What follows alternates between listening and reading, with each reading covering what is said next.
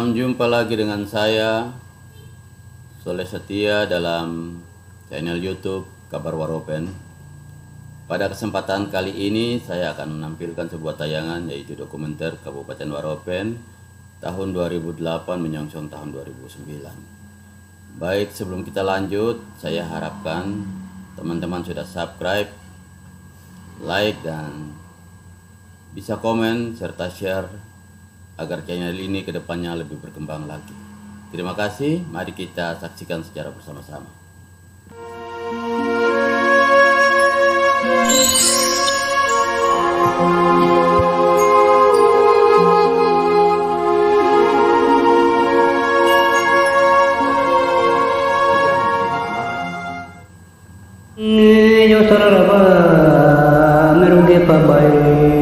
Merugi paba semai goy.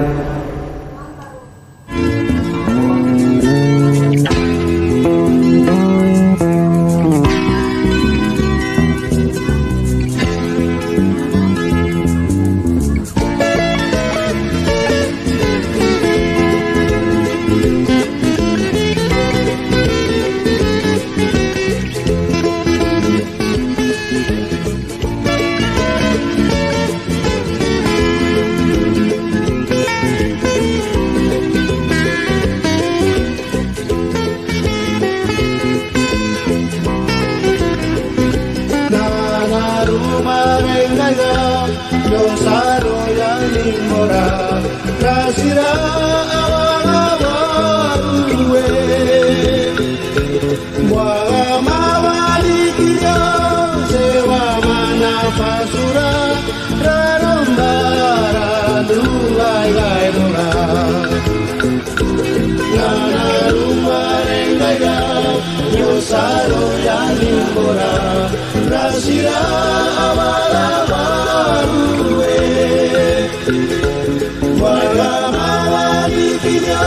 sewa mana pasura rarombara dulai gai dora ayana mi amo buado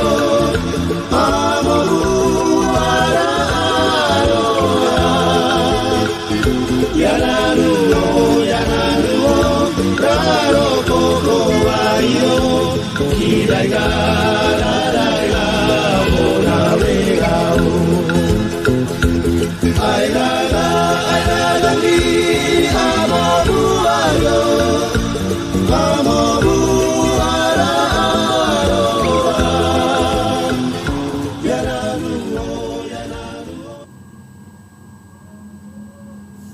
Ya, saya Bupati Waropen.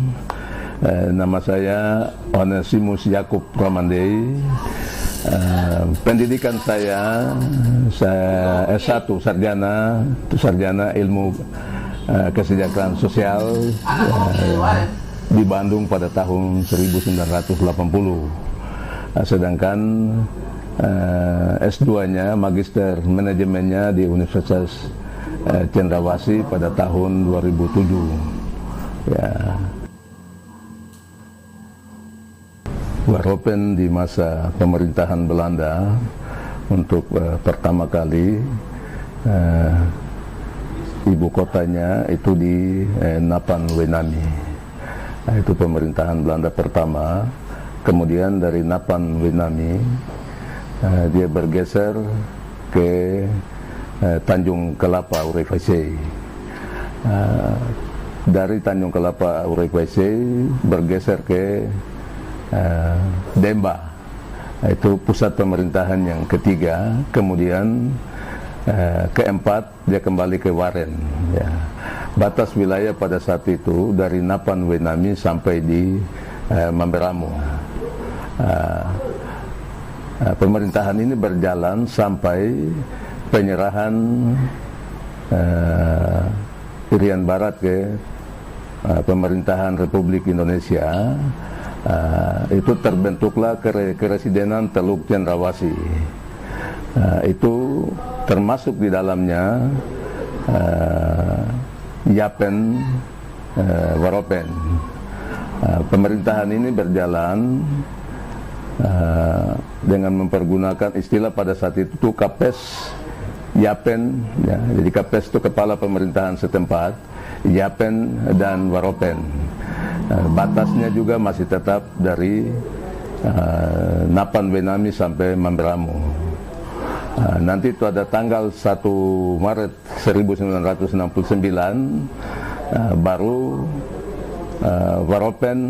Yapen Waropen berdiri sebagai satu kabupaten tersendiri dengan bupati yang pertama Dr. Andes Sarwoto. Pemerintahan Kabupaten Yapen Waropen ini berjalan di masa pemerintahan NKRI, di masa NKRI berjalan sampai pada tahun 2003 dengan keluarnya Undang-Undang Nomor 26 tahun 2002, 14 kabupaten baru didirikan, termasuk di dalamnya Kabupaten Waropen dengan ibu kota di Botawa, batas wilayah dari Kali Yuar sampai di Kali Mamberamo.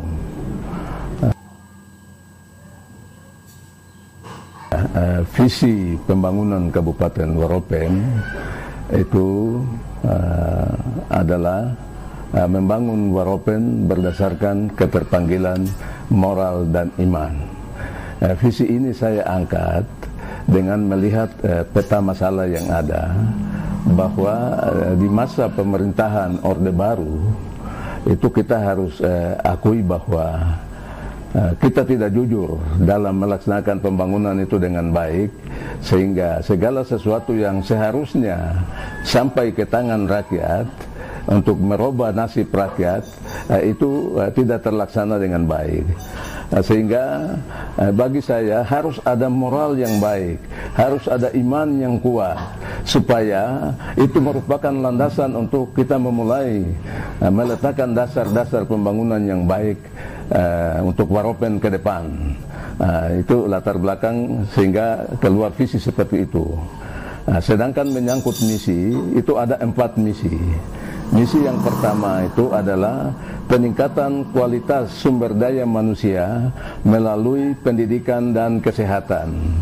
Sedangkan misi yang kedua itu peningkatan ekonomi kerakyatan melalui pemberdayaan masyarakat. Jadi bagaimana masyarakat memberdayakan potensi-potensi alam yang ada di sekitar dia. Itu sudah tentu nanti dengan pola proteksi dan advokasi. Jadi ada ketentuan-ketentuan hukum yang mengatur tentang dia, melindungi dia, tetapi juga didampingi secara profesional.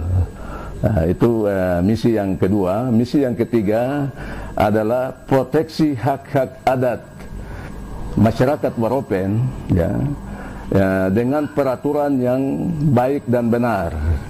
Ya, jadi ini dilihat dari latar belakang masa yang lalu, bahwa hak-hak rakyat itu, jadi potensi contoh yang paling konkret itu pengambilan hasil hutan di Kabupaten Waropen, kayu segala macam diambil oleh HPH, penebangan dengan segala macam, ya. Itu mereka ambil keluar. Sebenarnya terjadi satu fenomena yang kurang bagus, ya. Karena saya berpikir bahwa kalau kita bicara logika, itu saya berada di satu tempat dan di sekitar saya adalah harta kekayaan saya. Kalau harta kekayaan saya itu diambil, itu berarti saya harus kaya. Tapi kenapa saya miskin? Persoalannya ada di mana itu? Nah, itu sehingga misi yang ketiga ini saya angkat, menyangkut proteksi hak-hak itu dengan baik, supaya kalau hak adat itu diambil, rakyatnya itu harus kaya. Itu prinsip yang paling mendasar, ya. Sedangkan misi yang keempat itu adalah penerobosan isolasi daerah untuk penanganan komunitas adat terpencil. Bahwa di belakang saya ini masih ada sekitar kurang lebih 37 suku yang masih nomade, ya, berpindah tempat, ya. Mereka belum menetap karena kondisi mereka seperti itu.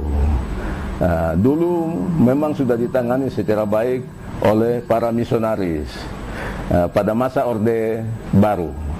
Tapi setelah keluar instruksi Presiden nomor 5, ya saya lupa tahun, tetapi dengan instruksi itu, di mana intinya itu semua misionaris itu kelihatan dianggap menopang kegiatan-kegiatan separatis. Itu yang menyebabkan akhirnya mereka semua mundur dari daerah operasi itu, dan daerah itu tinggal kosong sampai sekarang terjadi seperti itu. Jadi itu visi dan misi yang saya kembangkan di dataran ini.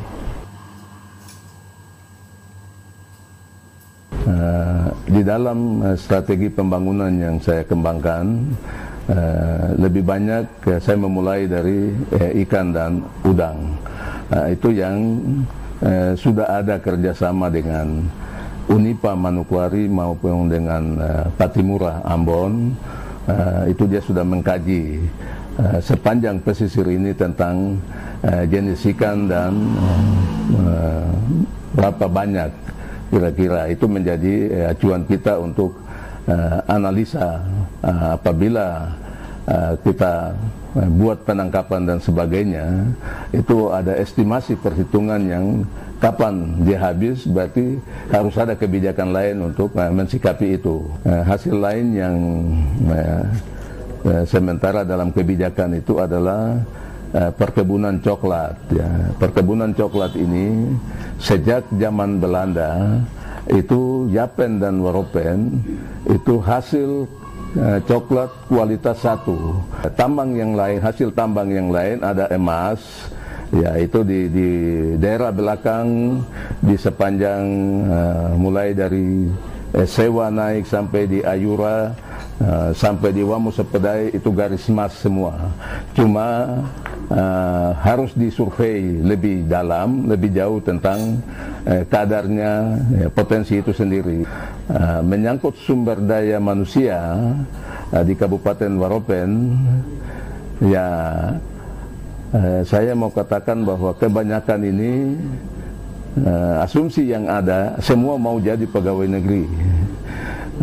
Upaya-upaya untuk pemandirian jadi pengusaha dan sebagainya ini ada, tetapi dari sisi manajemen dan administrasi manajemennya masih membutuhkan waktu dan pendampingan lebih lanjut. Ada kebijakan yang sementara saya ambil, itu kerjasama dengan Serves Bekasi. Itu tiap tahun kita kirim antara 10 sampai 15 orang. Pertama sekali kita kirim 20, itu mereka mengikuti latihan di berbagai bidang sesuai minat bakat mereka. Dengan siapa ini, Serves Bekasi, balai latihan, karena sertifikatnya itu sertifikat yang diakui di seluruh dunia itu. Sedangkan MOU yang lain itu dengan Universitas Cendrawasih yang tahun yang lalu itu berhasil, itu menghasilkan 23 sarjana magister manajemen untuk Kabupaten Waropen, sedangkan S1 itu juga 23. Itu kerjasama juga dengan Universitas Cendrawasih. Jadi itu yang baru kita lakukan dalam kerjasama untuk peningkatan sumber daya manusia Waropen. Rencana pengembangan kota Kabupaten Waropen sesuai Undang-Undang Nomor 26 itu di Botawa. Sementara yang kita lakukan di sini, ini di Waren ini sebenarnya kota sementara, sambil kita menyusun mulai dari survei sampai pada master planning kota Botawa. Ya. Karena saya berpikir bahwa ini daerah baru, jadi supaya tidak kita acak-acak dalam pembangunan itu, lebih baik ada master planning yang tepat dan kita bangun mengikuti master planning itu sendiri. Dan ini sudah selesai ya, master planningnya. di kota Botawa, dan itu kita akan bangun ikuti itu. Sedangkan infrastruktur jalan ini yang sementara kita lakukan Transwaropen, itu dari bagian tengah itu dari Sauri Sirami, kali Sauri Sirami masuk sampai di Kali Demba, dia lewat Demba, kemudian menuju Bokadaro, terus di Kali Wobari. Dari Kali Wobari dia lewat Fafado, Mambai, dan sampai di Kali Botawa. Nanti lewat Kali Botawa dia lanjut terus sampai ke titik atau bukit di mana kota kabupaten ini akan dibangun berdasarkan master planning yang sudah disurvei dan diseminarkan. 3 bukit yang ada itu ya kurang lebih 2-3 kilo ke arah pantai, itu lapangan terbang atau airport dibangun di situ. Areal yang sudah siap itu 4,5 kilometer ya, dan lebar 500 meter, yang sudah di land clearing ya, pembabatan sampai pembersihan dan pengerasan itu 3,5. Itu sudah siap, dan diharapkan tahun 2009 ini pengerasan untuk 800 meter dengan target bahwa Twin Otter sudah bisa mendarat di lokasi itu. Untuk sementara seperti itu. Tentang rencana pengembangan kebudayaan, seni, dan pariwisata, saya mulai bicara dari Dewan Adat ya, karena waktu saya jadi bupati, justru adat ini yang saya berusaha untuk mengangkat mereka ke permukaan, karena menurut saya mereka ini diciptakan bersama-sama dengan semua potensi alam yang ada di sini. Ya, memang secara struktur kita tidak bisa lihat tertulis ya, tetapi itu berjalan ya. Hanya dalam pengembangannya itu, dalam peta politik di Republik ini, dia karena dia mengacu kepada akses politik yang salah. Itu sehingga kadang-kadang dia dicap sebagai separatis. Itu yang nuansa ini yang saya sebenarnya mau hilangkan itu, supaya mengangkat dia kembali kepada tugas dia yang sebenarnya. Dia harus sadar bahwa yang dia lakukan itu bagaimana potensi yang ada di sekitar masyarakat ini dikembangkan dengan baik ya, dari tatanan adat yang ada, mengacu kepada tatanan peraturan-peraturan yang berlaku di Republik ini. Tujuan akhir itu rakyat ini harus sejahtera. Itu ya, jadi nilai adat ini yang nanti terkait dengan budaya, akses pariwisata itu sendiri ya. Jadi misalnya upacara cukur rambut ya sekarang sudah mulai hilang. Itu nilai itu harus digali kembali, diangkat ke permukaan, didokumentasikan, kemudian suatu saat itu ditampilkan ya. Upacara tusuk telinga, upacara peminangan, upacara pernikahan, upacara pengukuhan kepala suku dan sebagainya. Nilai-nilai ini kan dia mulai bergeser, hilang. Itu padahalnya dia bagian daripada budaya, dan itu aset wisata yang harus dikembangkan ya. Jadi itu 3 tugas yang saya coba minta kepada lembaga adat ini supaya lakukan itu dan difasilitasi oleh pemerintah ya. Jadi ada komitmen yang saya sudah sampaikan kepada mereka, buat saja, rancang, Anda mau bikin apa segala, tugas kami memfasilitasi itu, karena Anda sebenarnya yang lebih tahu struktur adat itu bagaimana, hak-hak wilayah itu di mana, kemudian nilai-nilai budaya itu ya. Jadi itu menyangkut pengembangan kebudayaan, seni, dan pariwisata. Kaitannya itu sangat erat dengan, di sini ada Pulau Nau ya, yang masuk dalam apa yang tadi saya sebut dengan segitiga emas, atau itu daerah yang saya katakan ekomina wisata Jadi tempat itu akan dikembangkan. Di satu sisi itu ada produksi untuk sisi ekonomi, dia tetap jalan, tetapi ada akses wisata juga tetap jalan di situ. Pulau Nau itu hanya khusus untuk wisata rohani, sehingga di situ kita bangun Tugu Tuhan Yesus dengan taman yang sudah cukup luas. Taman itu ada sekitar 30 patung lebih yang menceritakan tentang proses kelahiran sampai kenaikan ke surga. Ya, harapan saya bahwa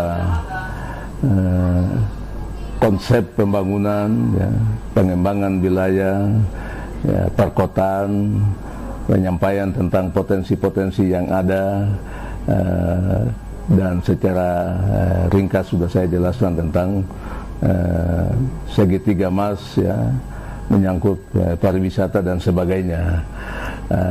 Dengan penjelasan-penjelasan seperti itu, harapan saya bahwa ada timbal balik, ya, ada tanggapan, entah itu berbentuk pembicaraan lebih lanjut, ya, atau mungkin ada diskusi yang bisa dilakukan setelah itu, atau ada yang tertarik untuk memulai sesuatu di Kabupaten Waropen dalam bidang apa saja.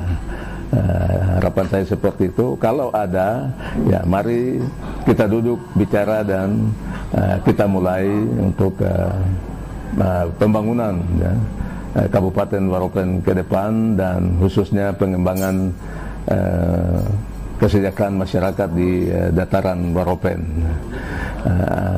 Ada satu hal yang saya harus tekankan di sini, di balik harapan itu, bahwa prinsip dasar untuk kerja di Waropen itu menyangkut kesejahteraan masyarakat. Saya tidak mau dengar lagi bahwa masyarakat Waropen itu miskin di atas kekayaannya. Itu saja.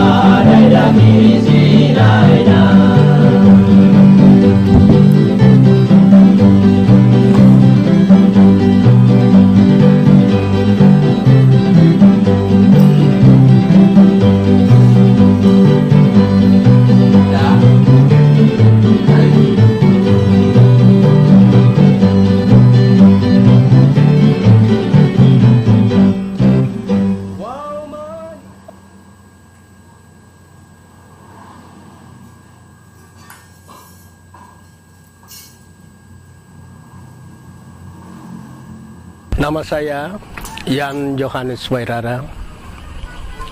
Pendidikan saya sekolah rakyat. Kemudian tahun 1960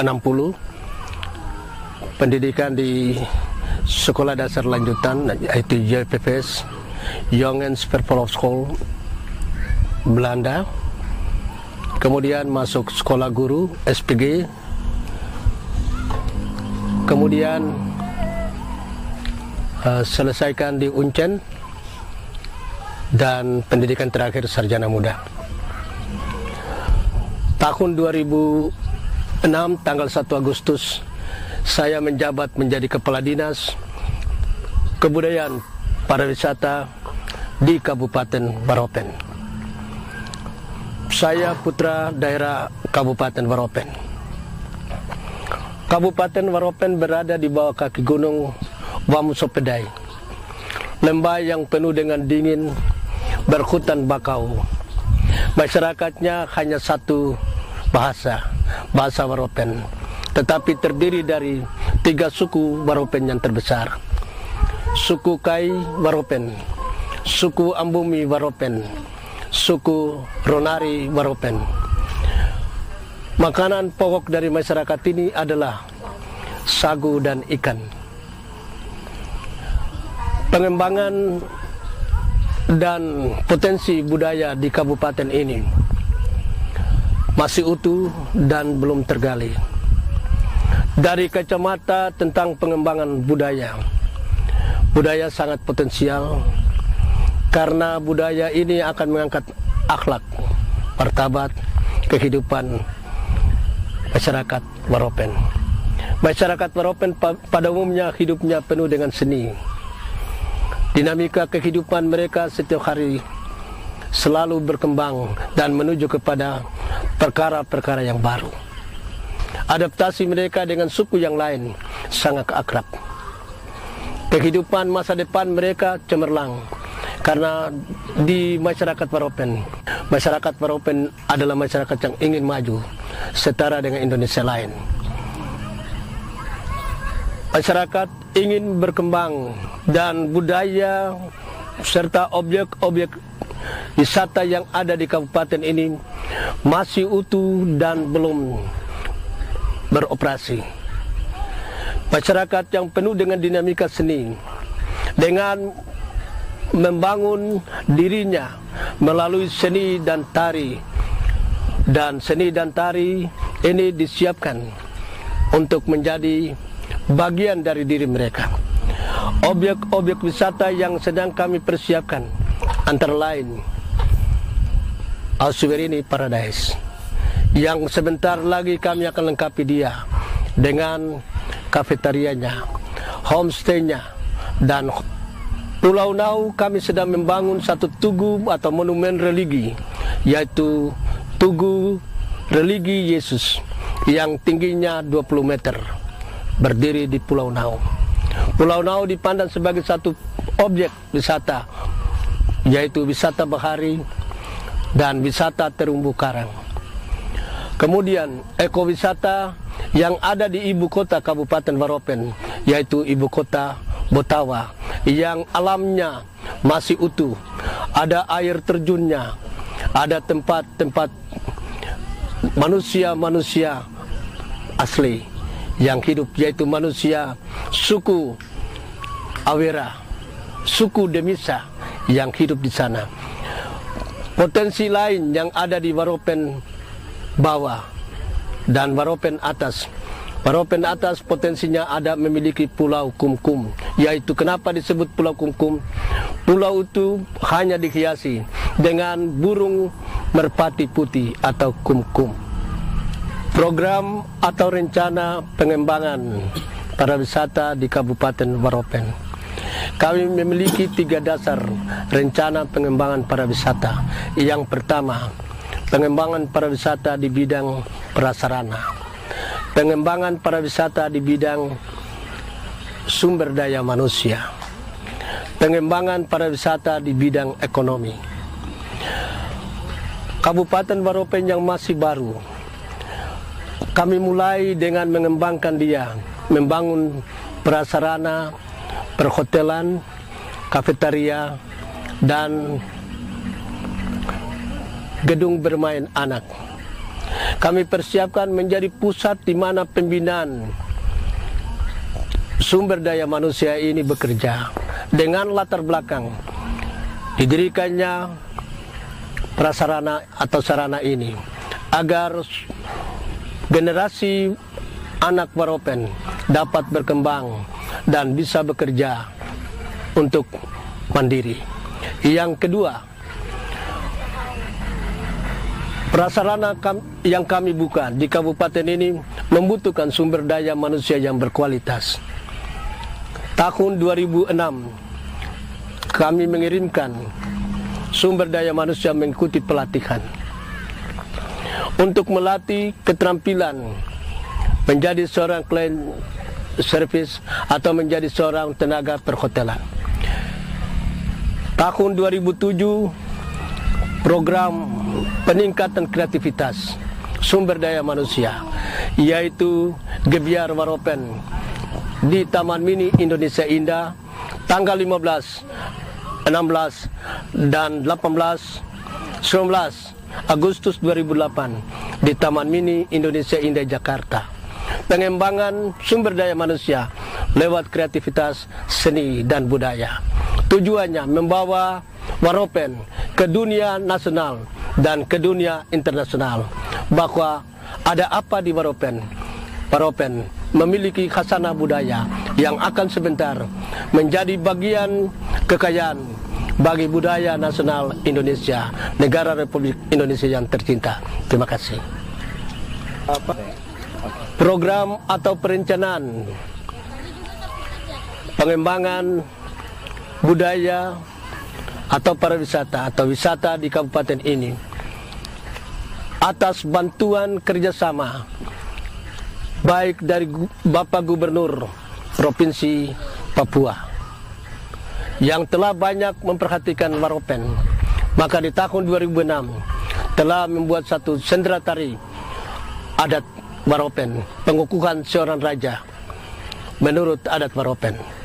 Kerjasama yang baik pula atas dukungan yang sangat baik dari Bapak Menteri Kebudayaan Pariwisata Republik Indonesia yang telah memberi kami kesempatan untuk di tahun 2008 ini kami memiliki kesempatan untuk memasuki Taman Mini Indonesia Indah Jakarta dan memasuki Istana Merdeka Jakarta. Kami percaya bahwa pengembangan ini atau kerjasama yang baik ini sangat indah. Kerjasama yang baik pula kami telah membangun kerjasama dengan teman-teman yang lain yang ada di Indonesia lain. Bahkan ini semua adalah berkat kepedulian sebagai saudara sebangsa dan setanah air, yaitu sebagai manusia Indonesia yang baik. Terima kasih. Pada kesempatan ini, selaku Kepala Dinas Kebudayaan Pariwisata Kabupaten Waropen, harapan saya melalui Gebiar Waropen ini, Waropen ada di tingkat nasional, Waropen ada di tingkat internasional, agar supaya baik tamu-tamu, baik investor, baik para duta yang kami hormati, bahkan Bapak Menteri Kebudayaan Pariwisata Republik Indonesia yang kami banggakan dan kami hormati, dengan hadirnya Kabupaten Waropen, Gebiar Waropen yang ada di pentas Nusantara Nasional ini, maka memberi tanda bahwa Waropen adalah bagian dari Republik Indonesia. Dalam menyongsong visit Waropenjel 2009-2010, pintu Kabupaten Waropen terbuka bagi setiap saudara, baik dari tingkat nasional, baik dari tingkat mancanegara internasional. Kami siap untuk menerima dan Tuhan memberkati kita.